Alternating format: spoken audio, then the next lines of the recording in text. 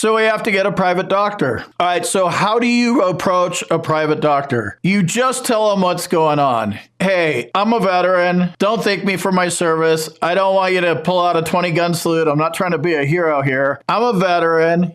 You're a board-certified psychologist or psychiatrist. This is what went down when I was in combat, and I have issues, serious issues. And you explain the issues. He is not, by default, going to not diagnose you. It's the opposite. He will diagnose you. He will write down what your symptoms are based on what you're telling him. He is going to actually give you the benefit of the doubt, where the VA's law is supposed to give you the benefit of the doubt. It's just a whole different ballgame. So he's going to write down your diagnosis and your symptoms, and then you're going to need a nexus too, right? So you might as well ask for all that stuff up front. You know, hey, will you help me with the nexus? Will you help me with the diagnosis? Will you help me with the symptoms? Well, Craig, I don't know you yet. It's fine. You will. But I need to know if you could do those three things first before I tell my story to you and go through a shit ton of pain again to the 12th doctor in my life. They actually will understand that. And it's like, yeah, I can handle the diagnosis. Or if you're dealing with a board certified psychiatrist, they'll give you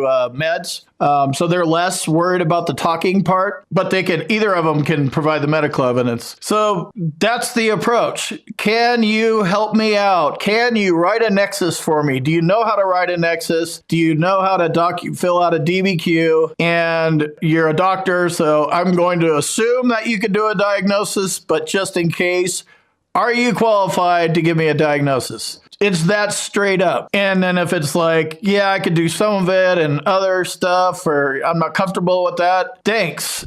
I appreciate your honesty.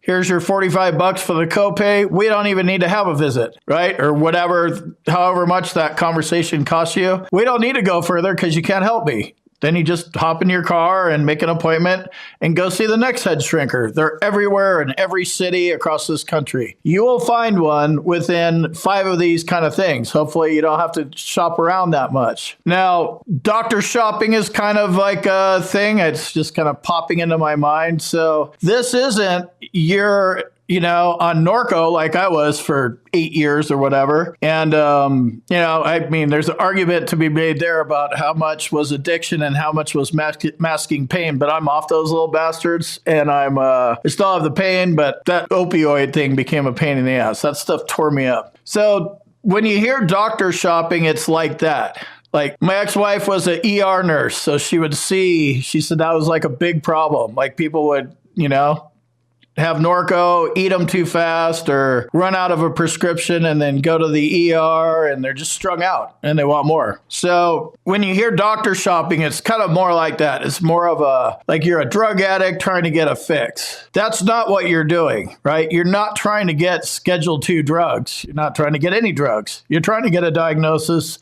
symptoms, and a nexus. So I want to remove that doctor shopping stigma out of the way. When you're just trying to get your paperwork right, technically it's called doctor shopping, but it doesn't have all the, I'm trying to get a bunch of drugs hooked up to thing, if that makes sense. So that's literally what you're doing. You're doctor shopping, and you could do it in your own hometown. You could do it online. I work with a group of doctors. Call them up. Somehow or another, you need to get this positive medical evidence to fight the negative medical evidence, and you're going to have to go read it. And, it's definitely not the most fun read, getting your C-file and waiting 6 months.